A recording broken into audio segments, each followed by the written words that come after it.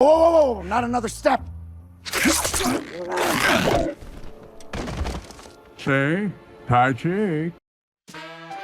For 15 years, superhero movies chased one goal. Bigger. Bigger universes, bigger explosions, bigger pixel art and smashing into bigger floating garbage in the sky. And somehow, the most interesting superhero project in years is a black and white detective punching monsters in the 30s. That's the weird thing about Spider-Noir. It immediately feels different. Not because Spider-Man changed, because the world changed around him.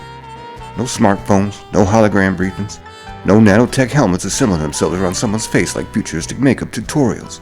No sense that every scene is legally obligated to connect to 6 other projects. Suddenly, the genre has atmosphere again. And the deeper you look, the more obviously the pattern becomes. Some of the most rewatchable superhero movies of the last 20 years are period pieces. Or at least period adjacent. And that's why I wear always ultra with wings.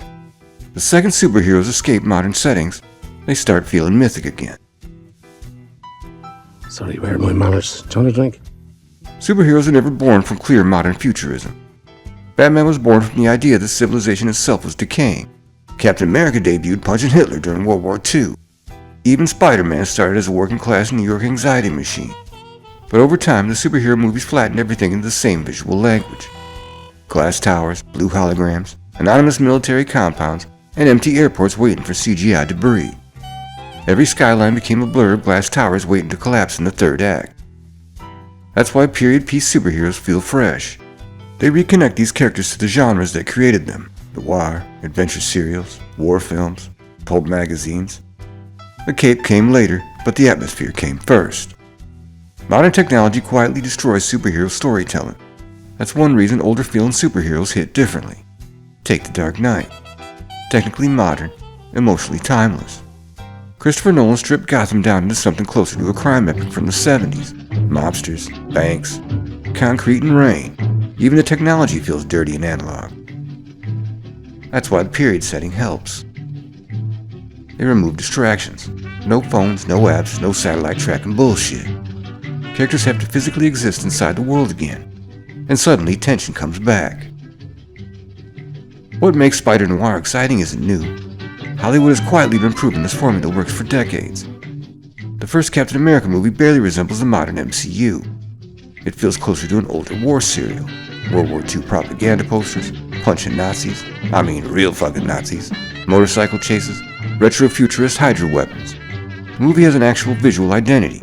Before Marvel became an endless conveyor belt of cosmic crap, it briefly transformed into a 1940s adventure movie. And audiences connected with it because the film understood something important. Sincerity works. Not every scene needs a joke parachuting into it like emotional sabotage. One of the smartest things Wonder Woman ever did was placing Diana inside World War I. The trenches immediately gave the movie texture. Mud, fog, collapsed villages, industrial horror. The No Man's Land sequence became iconic because it felt mythic. Not tactical, not grounded. Mythic. A literal god walking through mankind's self-destruction. The image carried more power than entire movie franchise finales.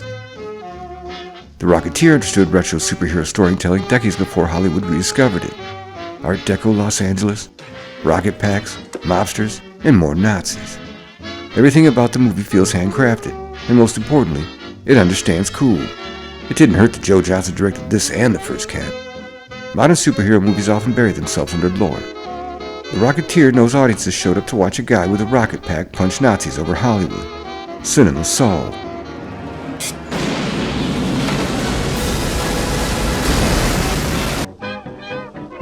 Dick Tracy barely looks real, and that's exactly why people still remember it. Hyper-stylized colors, comic strip production design. Faces that look physically painted into reality. Modern superhero films chase realism. Dick Tracy chased iconography, and iconography ages far better than realism. Before superhero movies became corporate infrastructure, they were allowed to feel weird. Sam Raimi made Darkman like a gothic monster movie having a nervous breakdown. Wild camera angles, operatic emotion, pulp insanity. The film feels alive. Messy sometimes, but alive. That energy barely exists in modern franchise filmmaking anymore. The superhero genre isn't dead, it's exhausted. Audiences spent over a decade absorbing interconnected universes, multiverse timelines, crossover obligations, and sequel setup scenes pretending to be endings. Eventually, every movie started feeling like an expansion pack for another movie. Then Spider-Noir appears, and suddenly the genre feels human-sized again. Even Nick Cage fits perfectly here. Cage belongs to an older kind of movie star performance. Big emotions, big voice, big sincerity. The energy works in pulp storytelling because pulp stories operate on mythic exaggeration. Modern superheroes have universe-ending portals, timeline collapses, quantum bracelets, and cosmic energy with no real weight. Spider-Noir has cigarettes, trench coats, and punch-in mobsters. The future of superhero movies probably depends on fragmentation. Not every superhero story should connect to a cinematic universe. Not every film needs sequel bait welded into the ending. And not every hero belongs into the modern world. Imagine a Cold War Superman conspiracy, a 70s paranoid X-Men political thriller, a samurai-inspired Daredevil film, a Depression-era Gotham detective nightmare. The possibilities instantly become more cinematic, because superheroes are never supposed to feel like software updates. They were mythology. Modern franchise filmmaking turned mythology into content management. These period settings restore mystery, atmosphere, iconography, and actual sincerity. Maybe that's the real reason audiences are gravitating toward retro superhero stories. Not because they want the past, because they want these characters to feel timeless again.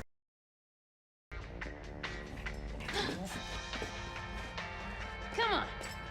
Thanks for watching him, bitch. Hey man, if you down, like and subscribe. Catch you on the flip side, flapjacks.